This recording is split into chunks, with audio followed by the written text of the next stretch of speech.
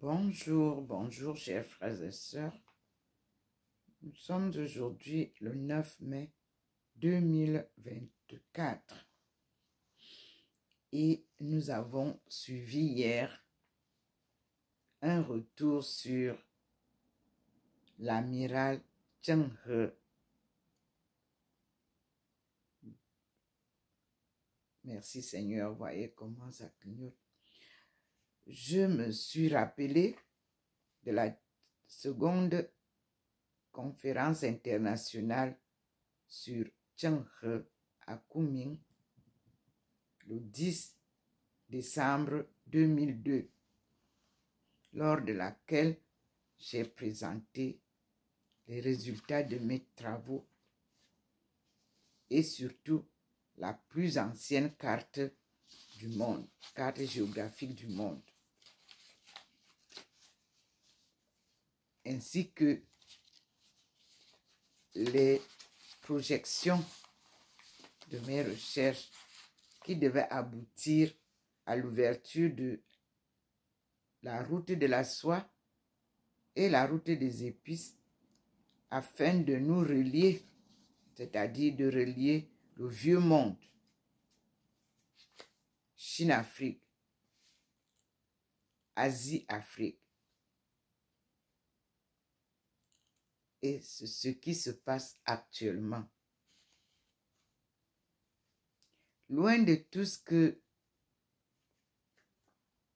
vous vivez sur ces activités, le Seigneur est au rendez-vous auprès de sa servante qu'il a choisie pour la réalisation de ce retour à la souveraineté de notre peuple. Ici, je vais lire un peu ce que j'avais noté.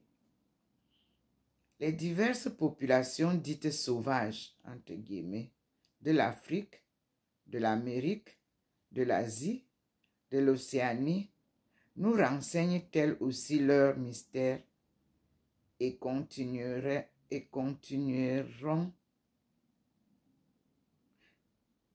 et contrairement à ce qu'on avait pu croire autrefois, on convient aujourd'hui qu'aucune n'est sans religion. Je reprends pour que ça soit clair et je prie YouTube que l'on puisse bien écrire ce que je dis dans la retranscription de mes publications, s'il vous plaît. Donc, 1.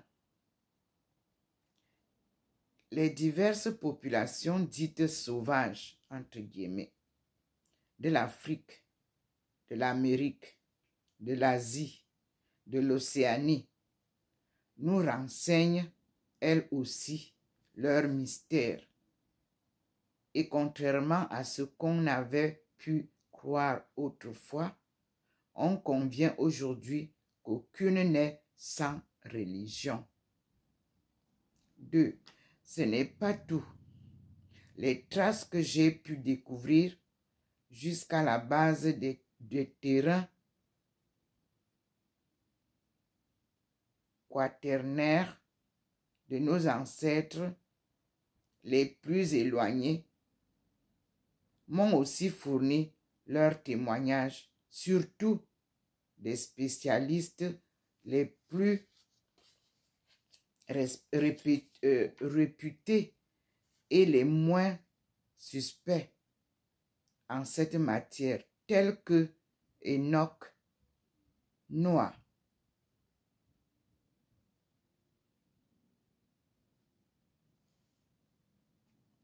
Et partout, et plus d'autres.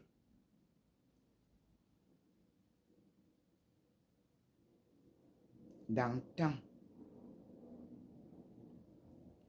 Partout et à quelque époque qu'on l'observe, l'homme est une créature spirituelle, donc religieux. Foi en son existence et à la puissance providence divine ou providentielle divine de son Créateur. On ne saurait donc nier à l'Afrique primitive, jadis appelée Adama, du nom de notre premier ancêtre commun, qui tira son nom de l'acte créateur du Dieu suprême, du néant. Il fut créé, Adam. D'où son nom. Ici commence la vérité linguistique de notre recherche d'identité.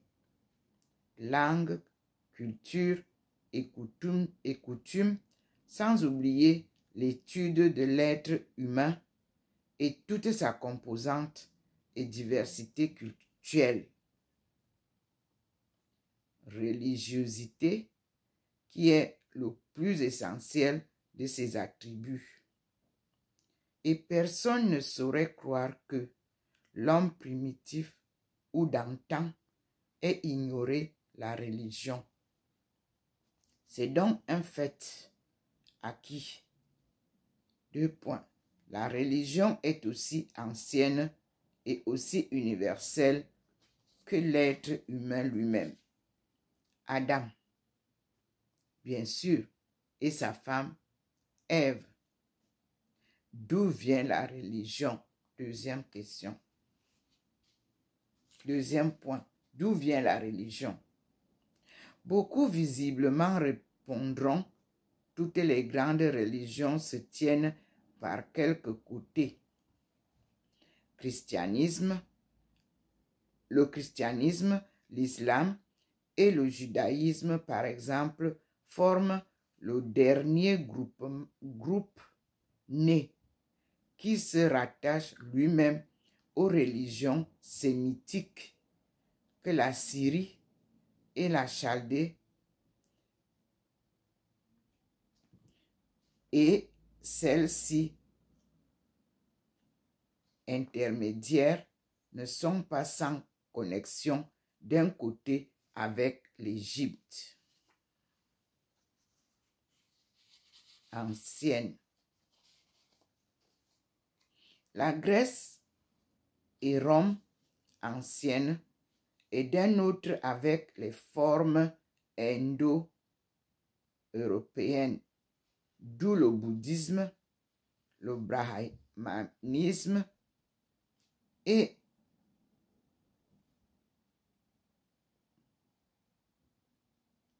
le véisme. Par transition insensible, ont pu sortir. Le vénisme. M'excuse. Mais ce qui nous intéressa le plus est que, antérieurement à toutes ces civilisations, il y avait des peuples anciens. Antérieurement à cette extraordinaire végétation de croyances, de pratiques et de cultes divers, il y avait un fond commun sur lequel, au cours des millénaires anciens, les religions sont sorties. Et cela ne suffit même pas. À cette source d'information, il faudrait ajouter, entre guillemets, la psychologie des enfants et celle des animaux et oiseaux, reptiles, poissons de mer et d'eau douce, sans oublier les insectes et les reptiles sur terre et sous terre, et la faune.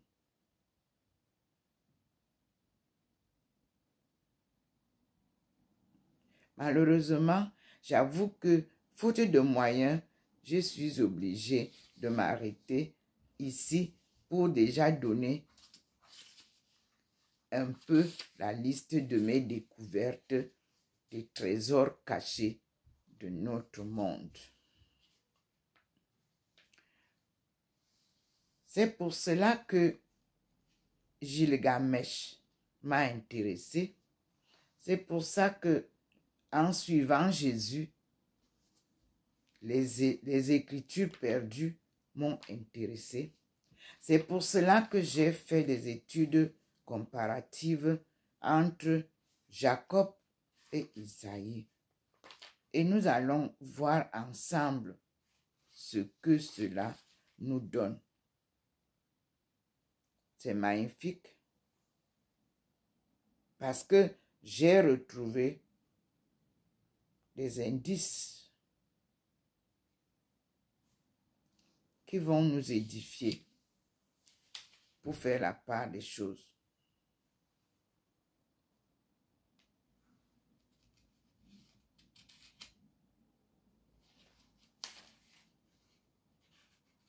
Donc nous verrons d'abord ce que nous dit ici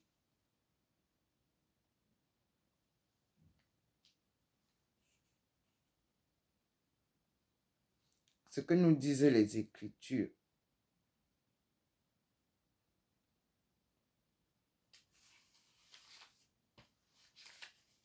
Nous avons lu hier l'homme de la cité, État mésopotamienne. Et nous avons dans le désert Enkidu, l'homme du désert. Nous allons reprendre un peu les Écritures pour comprendre où sont les erreurs dans la Bible. Alors, nous avons ce qui nous intéresse, c'est Jésus, cet homme que nous suivons. Nous commençons par là aujourd'hui. Et je cite, « Je suis né et venu dans le monde pour témoigner la vérité. » Évangile de Jean, selon Jésus. Et je lis. Jésus est né peu avant la mort d'Hérode le Grand, mort situé en l'an 4 avant notre ère. Il inaugure son ministère en lien avec celui de Jean le Baptiste, en l'an 27 environ, puis rapidement désigné comme prophète en Israël, ce qui est à poser des questions. Il sillonne la Galilée, et particulièrement des bourgades frontières comme Capharnaüm, avant de monter à Jérusalem, d'être arrêté et condamné à la crucifixion par le gouverneur romain Ponce Pilate à l'an 30, ou peu après. Aucun portrait ni aucune description de Jésus ne permet d'en distinguer précisément les traits. Ça, c'est inimaginable. C'est moi qui dis ça.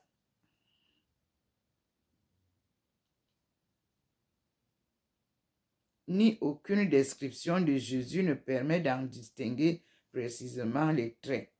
Sur la base de la critique littéraire et historique des évangiles, il est cependant possible de retenir avec une réelle sûreté les paroles majeures et les gestes les plus saillants de son activité. La connaissance de sa pensée et sa spiritualité n'en demeure pas moins toujours médiatisée par les premiers croyants qui se déclarent témoins de sa vie et sa résurrection, en particulier Simon-Pierre, Jacques, le frère du Seigneur, c'est-à-dire le frère de Jésus, et Jean, le disciple bien-aimé. Plus tard, Paul, l'apôtre des nations, devait le rencontrer par une vision sur le chemin de Damas et témoigner de la fulgurante emprise alors exercée sur lui. Vous avez ça dans 1 Corinthiens 15, versets 2 à 9 et dans les Actes des Apôtres, chapitre 9, versets 1 à 18. À travers le prisme des premières communautés d'origine juive, puis pagano-chrétienne, aux sensibilités différentes les unes des autres, les traits essentiels de la spiritualité de Jésus peuvent donc être en partie reconnus au point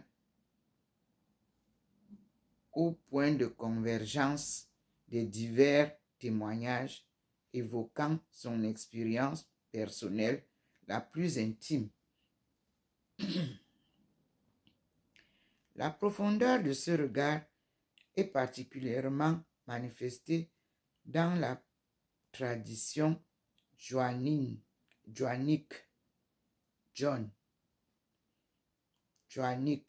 celle du disciple bien-aimé, avec des nuances diverses.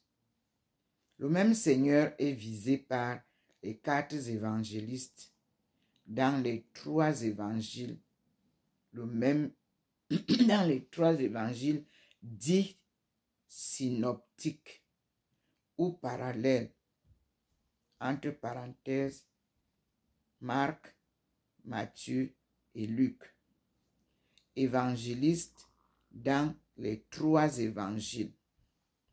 Mais dans ce dernier cas, surtout, on ne peut parler de la spiritualité de Jésus sans déployer en même temps celle des premiers témoins qui entendent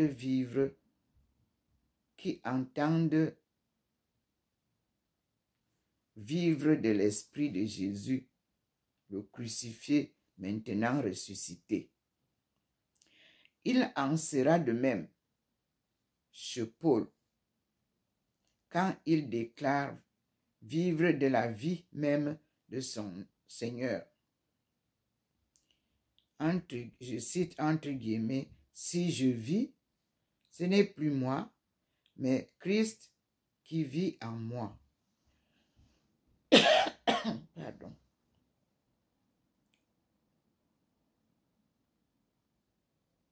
Mais Christ qui vit en moi. Vous verrez ça dans Galates chapitre 2, verset 20. Fermez la parenthèse. La spiritualité de Jésus, ce n'est plus la spiritualité de Jésus transparaît d'abord chez les premiers croyants qui en portent le reflet et donc aussi dans l'expérience spirituelle de l'Église en continuel renouvellement. À la ligne. Comment dès lors en parler? Au niveau méthodologique, à partir d'un récit évangélique donné, il importe d'abord de ne pas, entre guillemets, sortir du texte pour se situer comme en direct au niveau de l'événement raconté littérairement. Point. On ne saurait revivre psychologiquement la scène, entrer dans la conscience des personnages du récit et exprimer en lieu et place de Jésus ses sentiments les plus profonds. Est-ce dire qu'un discours sur la spiritualité de Jésus soit alors impossible? nullement, mais à la condition d'user de précaution en la circonstance. La circonstance spirituelle de Jésus en sa profondeur plénière échappe au regard historien et pourtant, à partir des paroles et des gestes historiquement les mieux attestés, on peut encore percevoir l'écho de la spiritualité implicite du prophète de Galilée, sinon parfois les signes d'une haute conscience.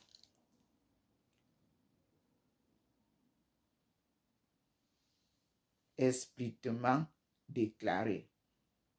Certes, il importe de respecter un certain espace entre l'homme Jésus, l'homme selon la chair, entre guillemets, comme dit Paul en 2 Corinthiens chapitre 5, verset 16, et le ressuscité du matin de Pâques, qui par l'Esprit fait spirituellement vivre les siens. Cela dit, quelques traits manifestes de la spiritualité du Galiléen ne sauraient échapper, répercutés dans la tradition de diverses communautés premières. Il touche Jésus dans son attitude singulière à l'endroit de Dieu, son Père, puis à l'endroit de lui-même et des autres, tels ses disciples, ses adversaires ou la foule qui l'entoure. Maintenant, l'homme, Jésus, l'homme, il est possible de recueillir dans les évangiles divers traits psychologiques ou des réactions immédiates de Jésus face à l'événement du moment. Les évangélistes, et Marc en particulier, ont souci de relever ces détails évocateurs qui humanisent la figure du Seigneur, et cela à l'envers de l'historiographie à l'époque hellénistique touchant les hommes illustres où l'évocation même de ces traits, paraissent inconvenantes. La simplicité de Jésus, sinon sa naïveté, demeure désarmante. Qui n'a admiré la fraîcheur de ses paroles dans le discours des béatitudes, entre parenthèses, Matthieu chapitre 5, versets 3 à 12. C'est une question. Ou encore sa spontanéité face à l'événement, la profondeur d'un regard qui traverse ceux qui l'entourent. Entre parenthèses, Marc chapitre 3, verset 34. Sa compassion à l'endroit des exclus de la vie. Vous avez encore Marc chapitre 1, verset 41. Son étonnement devant l'inattendu. Marc chapitre 5, verset 32. Ou face à l'incrédulité. Marc chapitre 6, verset 6. Fermez la parenthèse. Son extrême douceur qui se mêle aux discours les plus rudes et même à des condamnations virulentes. Matthieu chapitre 23. Rappelons encore son indignation ou sa colère face aux marchands du temple. Référence Jean chapitre 2, versets 15 à 16. Et finalement, son angoisse extrême face à la mort.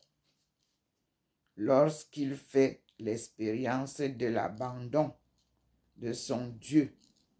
Marc chapitre 15, verset 34.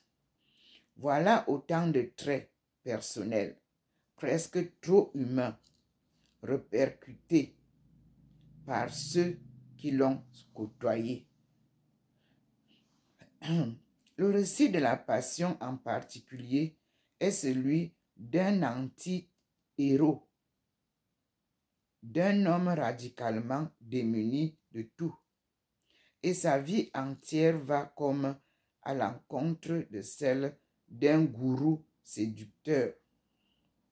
À l'époque, certains prophètes de séduction, des violences comme Jésus les appelle dans Matthieu chapitre 11 verset 12, tentaient au contraire de se hisser en avant et d'énerver les foules contre l'autorité romaine. L'autorité romaine en particulier. Le creux de la spiritualité de Jésus se situe dans ce contexte de tumulte, exprimant dans son comportement plein de sagesse et d'imprudence à la fois. À la ligne. Sans doute, le récit des 3 tentations, c'est-à-dire celui des épreuves de Jésus, c'est le même mot en araméen. Merci Seigneur. Est-il l'un des rares textes évangéliques au langage sémitique, plein d'un humour imagé, qui évoque la tension extrême d'un homme affronté aux dominations de ce monde et à la mort elle-même.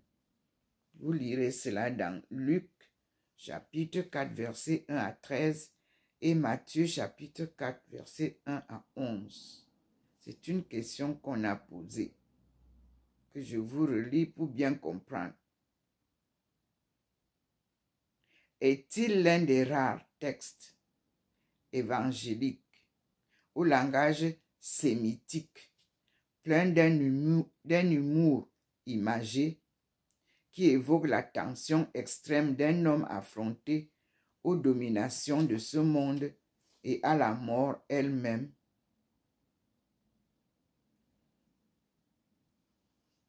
Là encore, la première communauté, ou plus précisément l'ancienne tradition galiléenne qui recueille un groupe de paroles de Jésus, n'a pas hésité à rappeler ces épreuves majeures situées au seuil de l'activité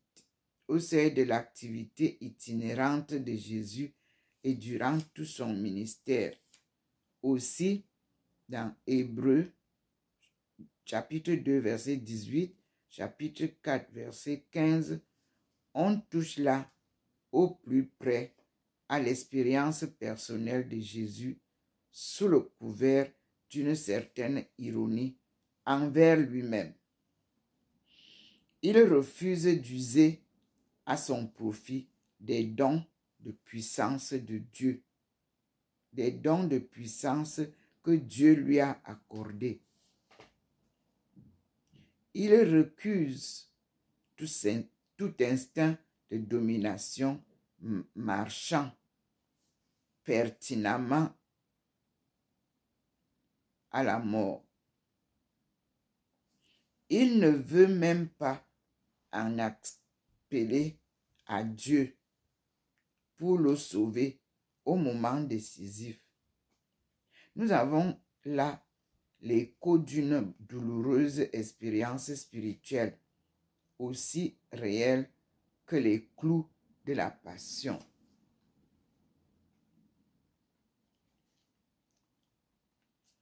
Merci Seigneur. À la ligne, dans le contexte dangereux de l'époque, au milieu d'une agitation où le politique se mêle aux religieux, où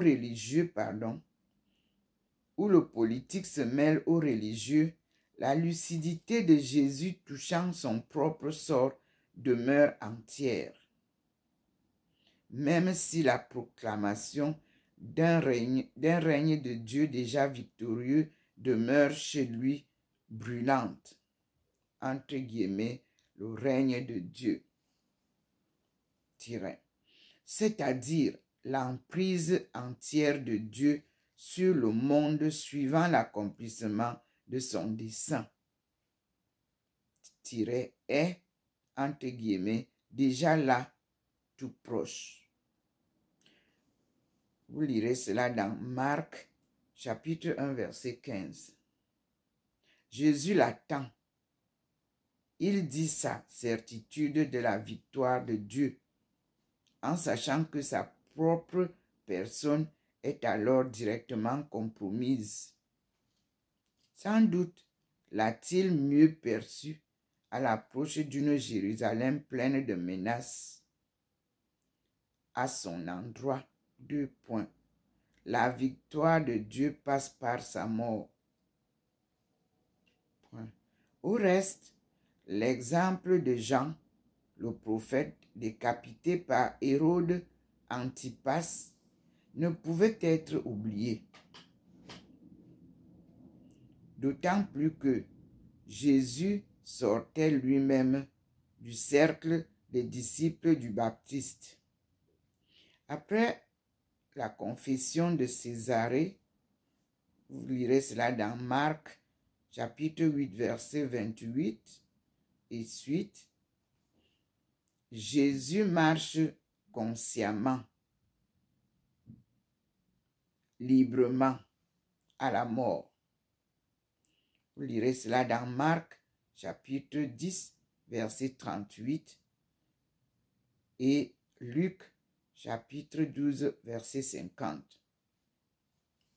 Fermez la parenthèse.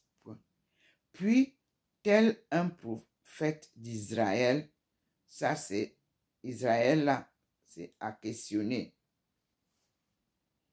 Tel un prophète, il pose à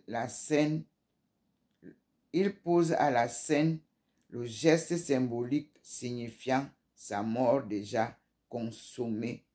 Le pain est brisé et la coupe versée. Maintenant, le Fils de l'homme, Jésus, le Fils de l'homme. Or, si Jésus donne ainsi une image de lui-même à l'envers des rêves d'un surhomme, il va plus loin encore en se situant par rapport à Dieu d'une autre manière que ses contemporains. Il dessine une figure de Dieu radicalement différente de celle des divinités de son temps. Certes, le Dieu de Jésus est celui de l'Écriture. Et en même temps, le prophète de Galilée en offre une image nouvelle lorsque, en se situant dans l'intimité même de celui qu'il désigne comme son Père, il noue en quelque sorte l'image de son Dieu à sa propre image. Ça, ce n'est pas la parole de Jésus, hein. Ce sont ceux qui écrivent. Ce qui amènera les siens à la lumière de l'événement pascal, lorsqu'à la reconnaissance du Dieu crucifié, entre guillemets, Dieu crucifié, Jésus désigne Dieu à l'aide du mot araméen Abba. Ce mot, on le retrouve aussi en Afrique, chez les Africains, avec une consonation quasi enfantine, ce qui devait paraître alors singulièrement cavalier, surtout dans le cadre d'une prière adressée au Dieu transcendant. Référence Marc, chapitre 14, verset 36 et Matthieu 10. Et Jésus insiste en distinguant celui qu'il désigne comme, entre guillemets, mon Père. Vous verrez cela dans Luc, chapitre 2, verset 49. Matthieu, chapitre 10, verset 32 à 33. De celui qui est notre Père, entre guillemets, ou votre Père, entre guillemets. Vous lirez cela dans Matthieu, chapitre 6, verset 8 et 9. Point. Sa relation transparaît de nouvelles manières. Non, sa relation à Dieu devient singulière et pleine d'une intimité indicible. Je m'excuse. Et le Dieu de l'Écriture transparaît de nouvelles manières chez celui qui se situe alors comme le Fils, son Fils. Point. Citons surtout ces mots relevés par Matthieu, entre guillemets, tout m'a été remis par mon Père. Point. Nul ne connaît le Père nul ne connaît le Fils, si ce n'est le Père, et nul ne connaît le Père si ce n'est le Fils, et celui à qui le Fils veut bien le révéler. Fermez les guillemets. Ouvrez la parenthèse. Là, nous avons aussi Matthieu 11, verset 27.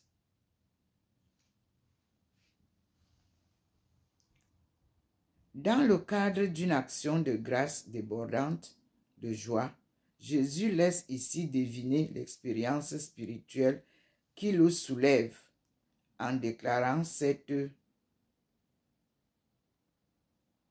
étonnante réciprocité entre le Fils et le Père.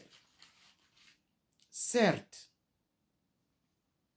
sur le plan historique du moins, il apparaît peu probable que Jésus se soit attribué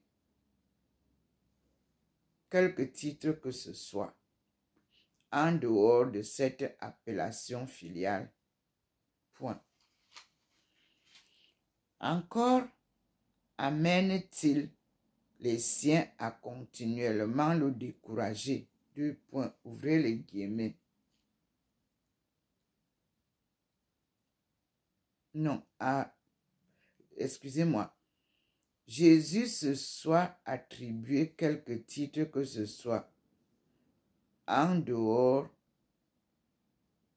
de cette appellation filiale. Encore amène-t-il les siens à continuellement le découvrir. C'était le mot, découvrir.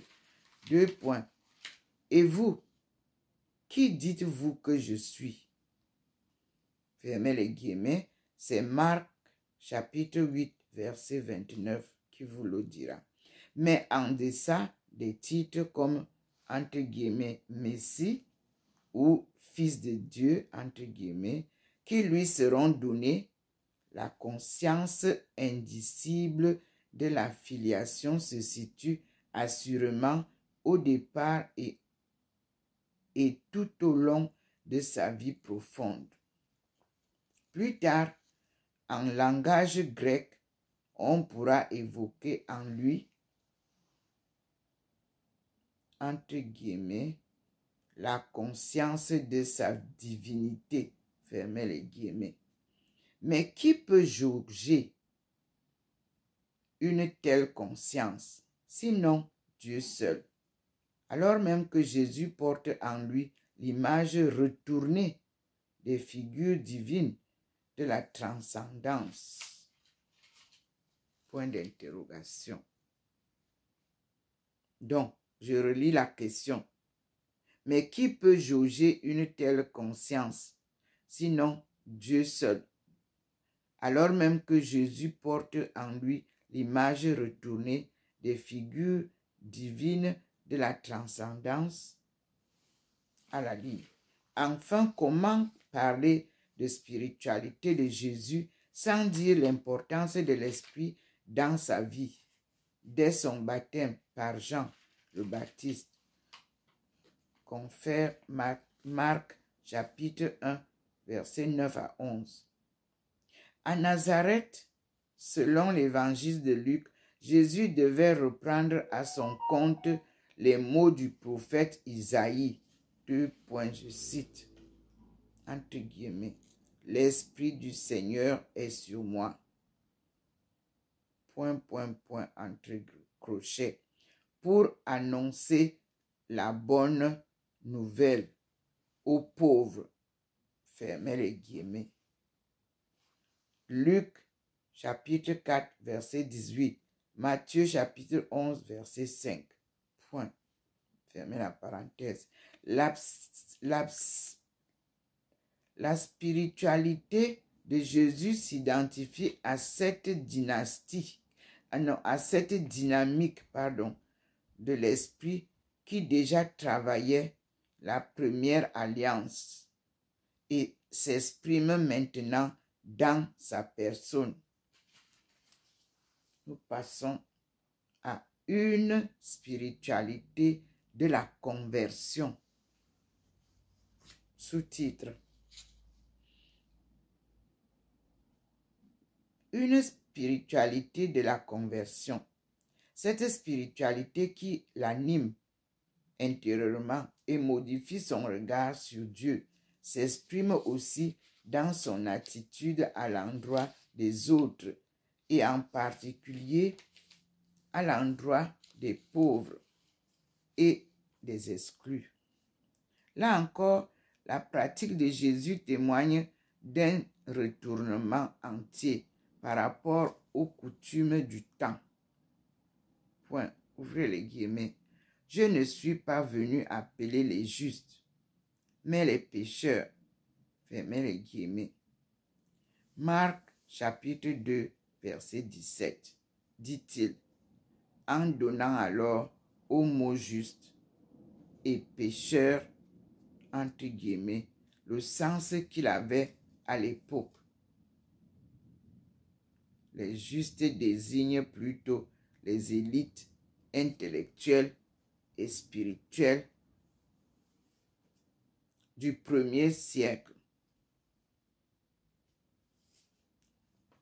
J'évite le mot Israël parce que j'ai déjà la réponse dans ce même livre. Comment ne pas suivre les consignes du Seigneur? On avance. On dit donc que le sens qu'il avait à l'époque, point, les justes désignent plutôt les élites intellectuelles et spirituelles du 1er siècle, tels les pharisiens et les Esséniens. Quant aux pécheurs, au sens socio-religieux de ce terme, ce sont ceux qui, en raison de leur métier ou autre, sont dans l'incapacité de suivre parfaitement les prescriptions morales et rituelles de la révélation transmise par Moïse. Les destinataires privilégiés de Jésus sont les exclus, les pauvres, les malades ou les lépreux, ceux qui sont mis à l'écart, incapables ou presque d'avoir un rapport authentique avec Dieu. Et Jésus, sous le couvert de Dieu, dira aux paralysés de Capharnaüm, 2 points, je cite, tes péchés sont pardonnés. Fermez les guillemets. Entre parenthèses, Marc chapitre 2 verset 5. Fermez la parenthèse, virgule, c'est-à-dire, 2 points, Dieu te pardonne. Il te libère et toi aussi tu peux le rencontrer. L'accès à Dieu n'est plus le monopole des justes. Jésus a le souci de parler à l'aide des mots et des images les plus simples. Et son vocabulaire, celui des campagnes galiléennes et de son temps, est paradoxalement mieux compris par les petits qui l'entourent que par les sages en Israël.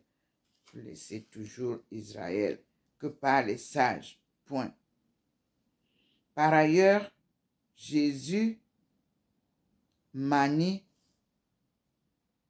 par les petits qui l'entourent. Jésus manie souvent le paradoxe en forçant les traits d'une parole ou d'une situation pour déstabiliser en quelque sorte son auditeur et l'amener à opérer une conversion intérieure. Cette spiritualité de conversion dans un continuel retournement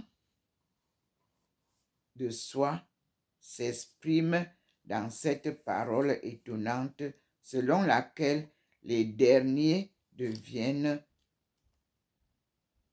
paradoxalement les premiers. Référence Marc chapitre 10 verset 31. Comme on voit, c'est chacun des mots des évangiles synoptiques qui, à travers le prisme de leur auteur, dévoilent la spiritualité du prophète de Galilée, comme si cette spiritualité ne pouvait se dire qu'à travers celle des témoins de sa parole et de ses gestes. Point à la ligne. Un autre sous-titre. Une spiritualité de l'amour. Le point devient plus éclatant encore lorsqu'on pénètre dans l'univers de la tradition joannique. Certes, c'est bien le même Jésus qui est alors désigné. C'est sa parole qui est entendue. Et cependant, les mots et le cœur du disciple bien-aimé transfigurent tout. L'expérience intérieure de l'évangéliste se coule et se déploie de nouvelles manières au cœur de celle de son maître, tel le fruit d'une spiritualité mûrie à la lumière pascale.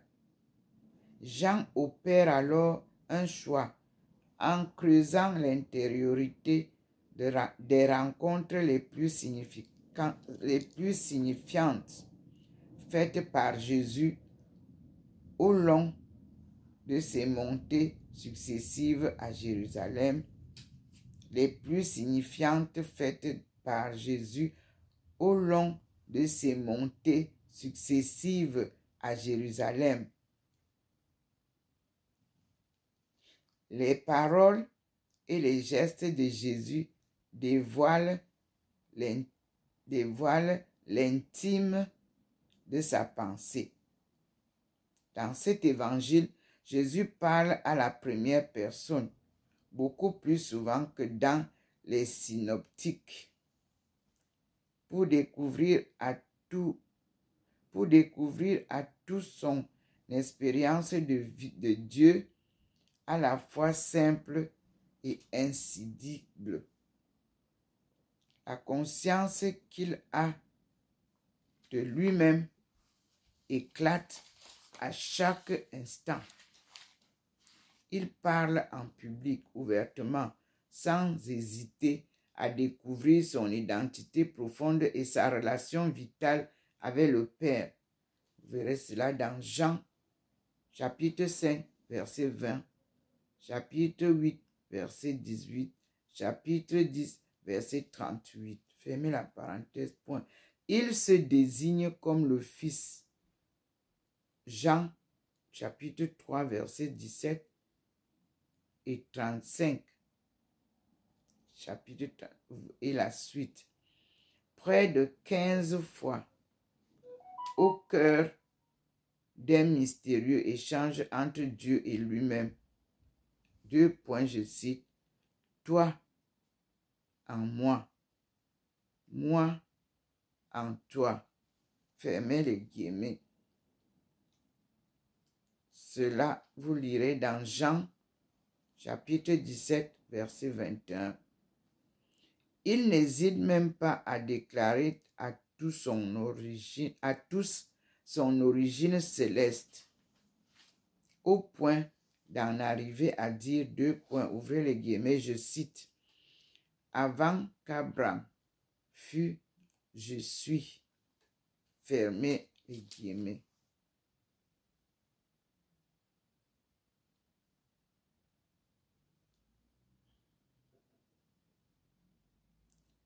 Vous lirez dans Jean chapitre 8, verset 58. Il sait qu'il est envoyé par le Père. Il sait ce qu'il fait, dirige l'événement et en garde la maîtrise.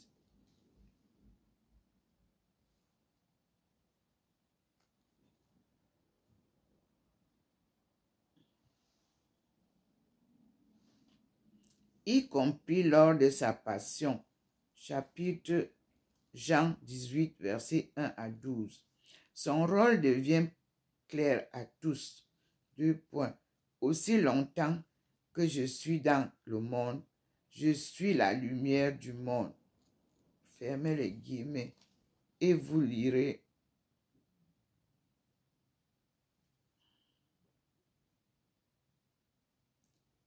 Jean chapitre 9, verset 5. Ou encore, ouvrez les guillemets, je suis le chemin, la vérité et la vie. Fermez les guillemets. Entre parenthèses, Jean 14, verset 6. Tout ce qu'il touche s'illumine et se transfigure. Point. La croix elle-même devient glorieuse. Point à la ligne. La spiritualité joannique porte l'écho pascal de la spiritualité profonde de Jésus, sans qu'on puisse alors distinguer la pensée intime du Galiléen et la pensée intime du Galiléen de celle du Seigneur ressuscité. Car, selon son apôtre, il y a une entière continuité, une communion dans l'amour, non seulement entre le Père et le Fils, mais aussi entre le Fils et ses témoins d'hier et d'aujourd'hui. Vous lirez cela dans 1 Jean, chapitre 1, verset 3. Fermez la parenthèse. La spiritualité de Jésus devient dès lors celle de ses témoins, indicible à son tour, puisqu'elle trempe dans le secret de Dieu, un unique amour.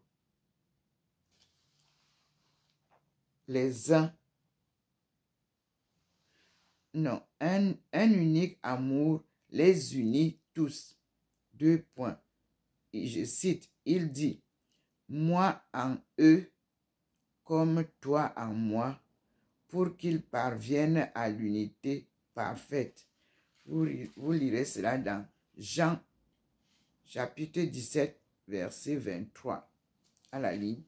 Sans doute, un espace considérable doit-il être respecté entre la présentation de Jésus suivant les synoptiques et selon Saint Jean, dans le cadre d'un élan mystique, parfois proche de la mystique essénienne, s'exprimant dans quelques belles prières de la communauté de Qumran.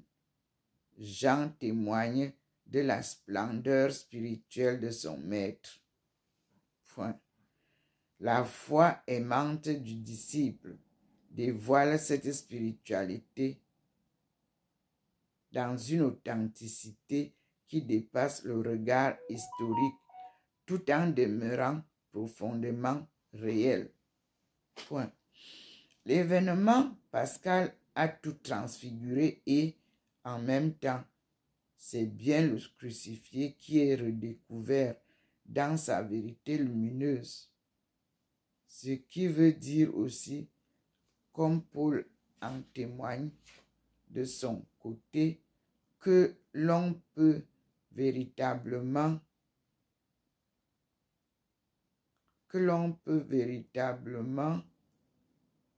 parler de la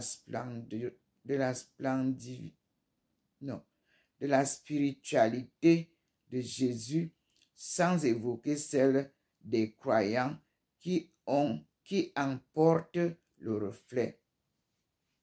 Un François d'Assise, un François d'Assise aussi en est le témoin. Et ce qu'il a de plus étonnant sans doute, c'est de constater l'extrême diversité de ses regards spirituels, pourtant ramassés dans l'unité et l'attachement,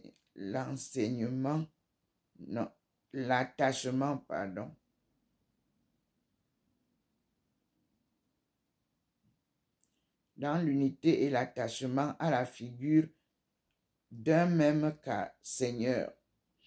La force spirituelle du Galiléen demeure vive, et c'est l'un de ses caractéristiques historiques d'être ainsi à la source d'un continuel renouveau spirituel. C'est écrit par Charles Perrault. Voici la bibliographie pour vos recherches. Nous avons Baudet, P.M. Jésus oublié. Paris, édition du Cerf, en 1977. Vous avez Desberger, P. Marchadour, A. Neuvière,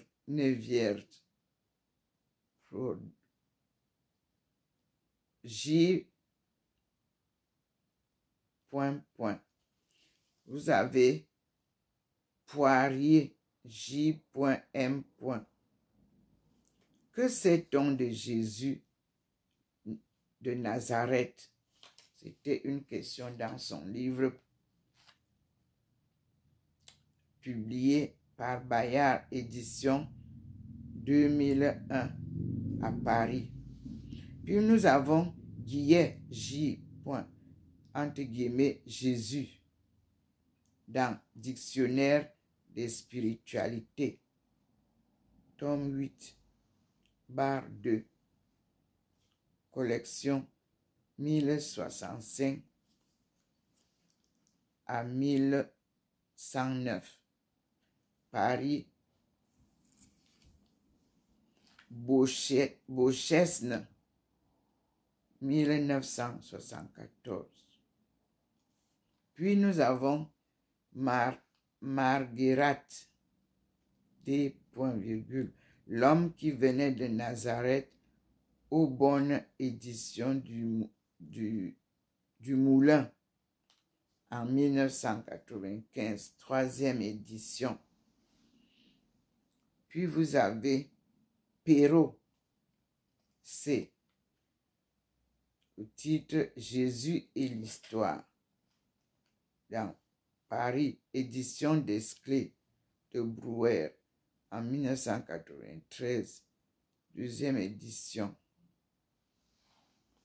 Tiret Jésus, Paris, PUF, point,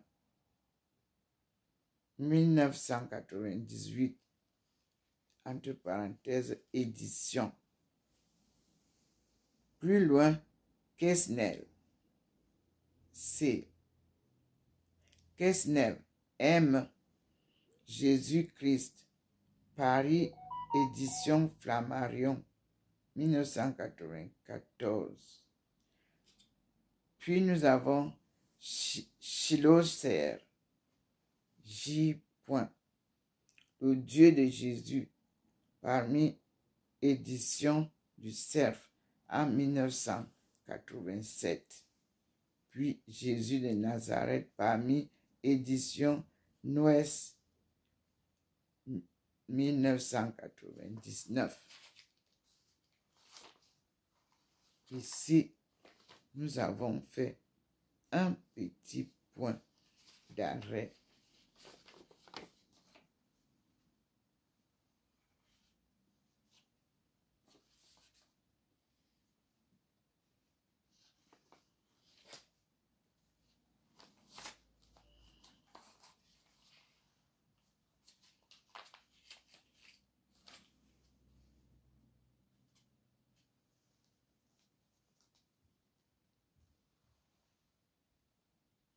Et nous reprenons une autre vidéo.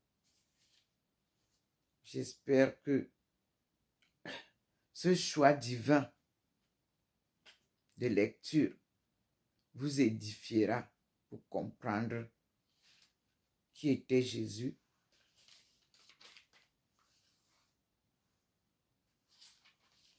qui était Moïse, qui était Jacob et qui était Israël.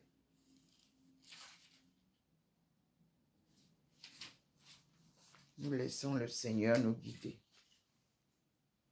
Comme je vous l'ai dit, nous sommes aujourd'hui le 9 mai 2024. Sous la guidance de la lumière divine, nous continuons à découvrir les livres qu'il a choisis.